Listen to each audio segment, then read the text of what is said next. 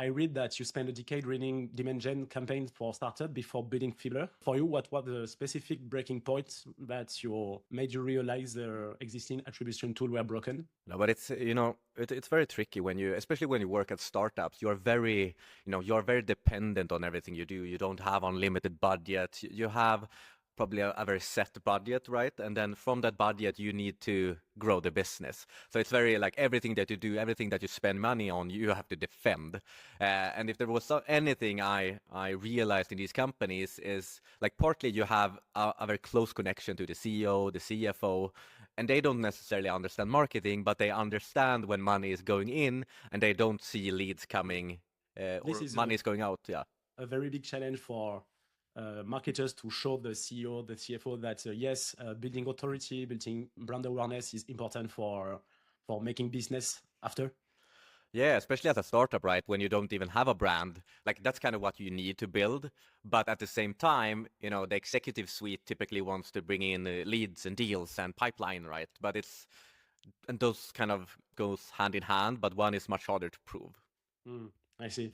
And by your side, how do you manage this? How do you explain top management that this is very important? No, and it has been hard. I think it has been easier over time, right? But I really like to think about it as kind of a story to tell around LinkedIn ads.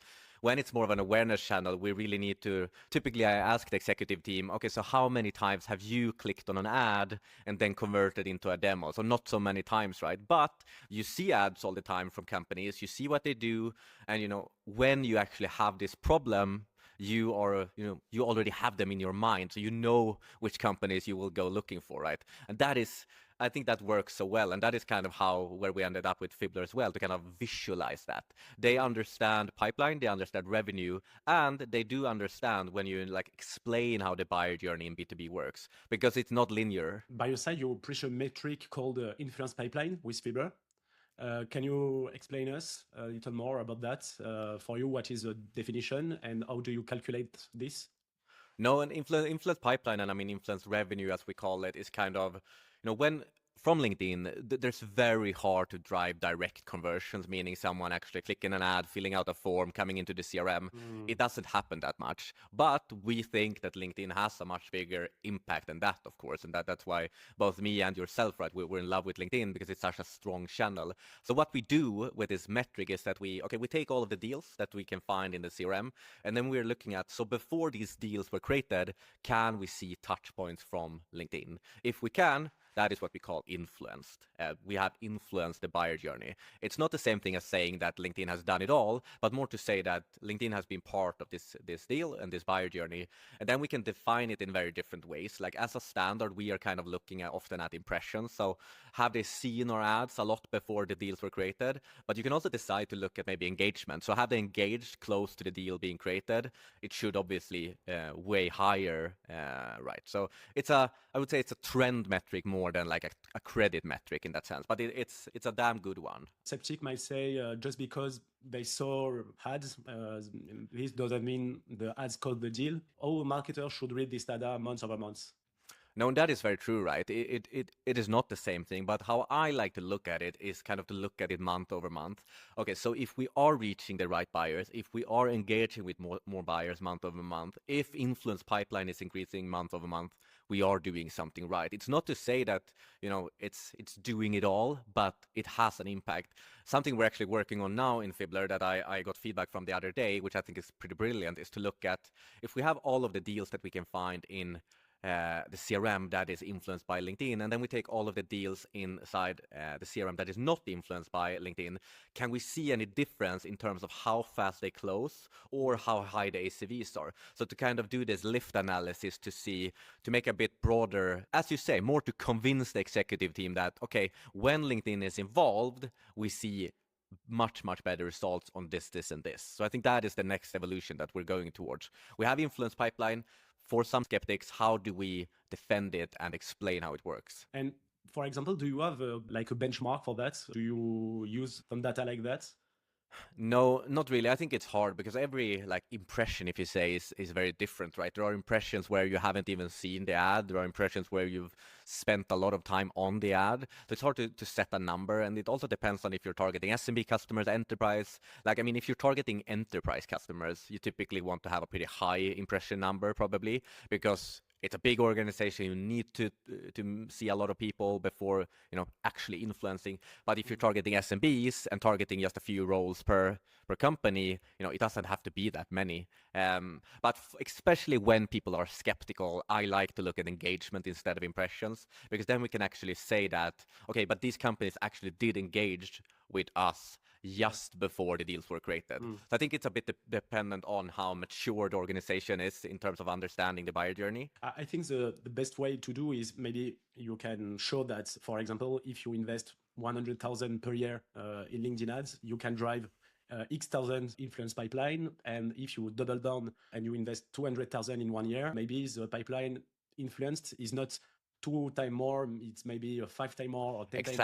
Exactly. Yeah. So I think that's a great thing to do, right? To be able to show that, okay, but it's not increasing with the spend, it's actually increasing more than the spend. And that is like what we want to see, right? Because otherwise you could probably spend it on other channels instead. Do you have a story from a company that switched from last click attribution to influence pipeline? I know, for example, Cognizant, they switch from last click attribution to influence pipeline attribution, and now they have a very specific way to interpret the performance.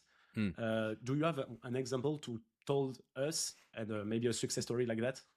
Yeah, I mean, almost all of our customers, to be honest. I would say a majority of every customer that we have, they are using last click or first click today. Like the same thing about all of the companies I've worked with over the years, like everyone is using last or first click.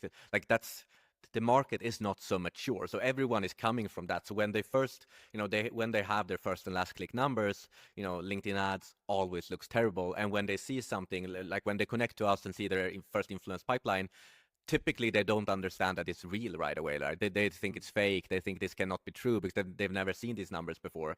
So I think it almost always happens, and that has kind of been part of our success because it's so fast to see how you impact the pipeline. Not to say that you credited it all, but to say that LinkedIn has been part of so many buyer journeys. So I mean, it happens almost all the time because companies are still way behind when it comes to understanding metrics like that, to be honest. Yeah. I think the big challenge is when you track conversion using last click attribution, you see nothing. And when you track using influence pipeline, it's like LinkedIn is very, very big in terms of ROI, because sometimes you can have, I don't know, maybe 100 times ROI. Exactly. So, and that's why I think it's so important to also find what works for your company, right? To get everyone to agree what influence means. I mean, maybe it should be like, okay, you require any company that they need 100 impressions and 20 engagement to even be influenced. I mean, this is something you have to align on as a company, but I think that's also important. Like, if you only require that they have seen you one time, like maybe that is not influenced, right? So I think it's important to distinguish that. I have one extra question is, if you run remarketing campaigns and if your targets, for example, CRM leads, it's very easy to generate influence pipeline because you know that people in the CRM, they will become later deals. For your remarketing campaigns, it's very easy to be in the customer journey. Yeah. No, and I would say in general, like influenced pipeline and revenue is an easy metric to cheat with as well, which is an issue. So I think it's important to always make sure to not see it as we talked about, like a winner takes all metric. I mean, as long as if you just put down a small list of customers and just spam out ads, you will, they will get impressions by you, right? And if they end up in the pipeline, you will have influenced them. But, it doesn't mean that they've actually consumed what you've said. So I think it's important to also understand what it means, right? So if you're instead looking at engagement as an example, and that, is obviously that they have read the post, that they've engaged with the post, liked, clicked, and so on, that maybe says more about the real influence. Maybe the balance point should be something like, for cold campaigns, you can track influence pipeline by tracking impression. And for retargeting campaigns, you have to ask for clicks, for example. Something like that. You see the difference? No, I think it's a valid point. And I mean, in general, how I look at it is like, if you can see over time that your influence pipeline is going up month over month, you can also see that your influence revenue is going up over up. Yeah. Like something is working. The big picture. Yes, the big exactly. Picture is the most important. So I think that's important also, to not get too nitty gritty with like that, but to like take more of a bird's perspective on it, and like if we're going in the right direction here. Yeah, I see. At the end, the most important is how much improve the turnover. Exactly, because that's like if you are constantly like increasing your influence pipeline a lot, and you can see that that number is really big, but nothing is closing in terms of getting to revenue, then you have some sort of issue, right? Either you're driving the wrong people, or they are not as strongly influenced as you thought they should be. So it's also like, I think that's also a quality signal, right? Do they actually turn into customers at the end? Okay. Thank you very much for this. Maybe you can show us a little the tool. For example, I know that you have a feature for showing the customer journey. Maybe you can show us this to start. And at the same time, I ask you a question. Because you don't track clicks and you do not belong on cookie tracking, etc., could you explain us how this works a little technically? Of course, and I mean, I think that has been also part of our success, right? That it's very easy to get going. So basically what we do is that we connect with your LinkedIn ads account on this side, and then we connect with your CRM on this side. And the way we connect companies is mainly through domain, but also other things. So we basically connect your companies for you that we can see in the CRM with the ad account, obviously. So you don't need a pixel to do that. But it works really well. Like, I mean, the match rates we have between those are really good, but it requires companies that they actually use their CRM well, right? So that's always an issue. You know, companies are always, some companies are good with their CRM hygiene and so on, but some companies are not. By my side, I use this tool and I can testify that it's very, very easy to connect. And some other tools, for example, Stack, Dream Data, etc., are more difficult to connect. No, and that has been important to us. You know, I wanted to create this tool for myself. When I've worked for all these startups, I couldn't afford any of these bigger platforms, right? So I wanted to create something lightweight, easy to connect to, that I could, you know, get the insights I wanted to right away. So that was the purpose for sure. In terms of this customer journey, to just run through it, it's basically a way, and I really like to think of LinkedIn ads more of like a story perspective. Like there will never be black and white, but you can talk about it in terms of what happens over time. So here we have an influence deal. We have Pavilion here for 75K. So we can see that, okay, so in January and February, we had a bunch of paid activity going on. We can see the deal was created here in March. We continued advertising throughout April and May. The deal was finally won here in June. We can also see we continued later on with a bunch of organic stuff as well. What we then can do here is that we can also deep dive into, okay, in March, this deal was created here, but we can see that right before this moment, we had one campaign, a retargeting thought leader image campaign, which was the campaign they engaged with a lot just before the create date of the deal. So regardless if this deal was coming from, you know, outbound or direct or organic search, this campaign most likely had a big impact because, you know, a lot of engagement so recently towards the deal being created. So this is a way to, and, you know, when we created this kind of feature and product, we wanted this to be kind of the thing that you send to your CEO, the thing that you can send to your CEO, because this might be an outbound deal, but we have been in front of these buyers for 12 months before that. So, I mean, it all connects in that sense. Yeah, sure. You have also signal. You can send signal to Slack and some other tools to say, hey, this company is exposed and engaged to our content. Yes, for sure. Yes, this. Could you explain this feature? Yeah, and I mean, like where we started with Fibbler was basically this attribution reporting thing we've been talking about, but we also realized that there was a huge need for like actually using the kind of engagement data that we have, and that was kind of how this kind of feature was born. So here we basically call it signals. You can select, okay, I want all my active campaigns, I want all of the companies that are very high or high engaged, like they have engaged a lot with our ads. I want them to be in the last 30 days, they've engaged a lot with our ads. I want to send them to something like Clay, and I want to do it every week. And I would say this is our most popular use, like flow, right? So they send them to Clay. In Clay, they enrich these companies with contacts, you know, with ICP contacts. So like the people at these companies they want to talk to, and very often they are the same as the ones you have targeted, right?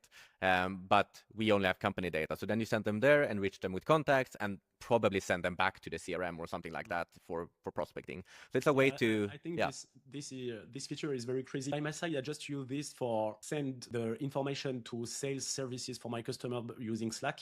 Yeah. But by using Clay, I guess you can enrich contact data in the company and find the right people, so you can after send emails and so on. So this is a very powerful tool for sales marketing alignments. Yeah, and I think that's also what you're mentioning, saying to Slack is also good, right? And I think this is like using ad engagement data is something that really aligns sales and marketing, I think, because it's like they finally understand that, okay, marketing is not only doing ads, but, you know, they can see the actual companies that are receiving and engaging with the ads and actually do something with it. So I think it's a very strong signal to use just to get closer to each other also, is something I've seen. And I mean, the other part that we have, like this is the signal part where we send to like other channels like Clay, and then we also send to the CRM, of course, like so they can basically do everything that we do on Fibbler, but they could decide to do it in the CRM instead, because many companies want to live in their CRM.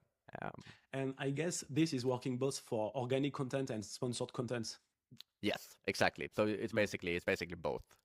And I mean, that's also something I've realized, right? Because paid and organic works very well, like they work together. So if we run a lot of ads, people will start following our company account, people will start engage with company posts and so on. So those are very intertwined in many ways, organic and paid. And I don't think companies realize that as much. Yeah, no, I think so. I know that you also have some feature to manage LinkedIn ads, like, for example, campaign scheduling, impression cap. About the campaign scheduling, I would like to know your point about that. Do you think it's important to shut down the campaign the weekends, the nights, and why? I think it's important if you run a small budget. Like if you want to really save money and spend them where it matters most, yes. Like if you're running a larger budget or mid to larger budget, no, I don't think it's that important. I think it's more important if you are spending quite low on LinkedIn and want to make the most of your money and want to have the spend go during peak times, then I think it can be valuable. But I think like for larger budgets, I don't think it's necessarily needed. Because on some accounts, you can see that, for example, the weekend, the CPM is same, you can generate Exactly. leads. So And that's the thing, right? Because no one is never fully off on LinkedIn, I feel like. Like whenever someone is on LinkedIn, they're obviously there to scroll or whatever, but it's a good point to meet them anyways. So I think it's more a feature if you're really restricted with budget. But as you say, like people could buy on the weekend as well. Yeah, because I mean, a lot of LinkedIn ad consultants say that it's very important to shut down the campaign by night, by the weekend extra, but I think it's more situational. It depends. I agree. Okay. No, and as an example, I'm not doing it right now. I used to, but now I'm running my ads for Fibbler all the time because I see people coming in during the weekend. So it would be foolish of me not to use it. Sure. Yeah. Okay. And about impression cap, I really appreciate one thing in the impression cap menu is that you show some benchmark for if the company is small, is big. Yeah, exactly. No, and I mean, I think impression cap, like compared to campaign scheduling, I think impression cap is extremely valuable because I think all accounts almost have these, you know, some of these bigger companies that are eating up so much of the impressions because that's just how it is. It's likely better to, you know, lower those amounts for those companies a little bit because you can then spread it to other companies as well, right? Biggest company, they have all the impression. So by capping, you can show your ads to everybody in the audience. Exactly. And I mean, it's often those big companies, they are not the ones you're going to close anytime soon, right? So it might be better also in terms of getting more customers if you're actually targeting a bit broader than that. Yeah, sure. Okay, thank you. Do you want to show something more in the tool?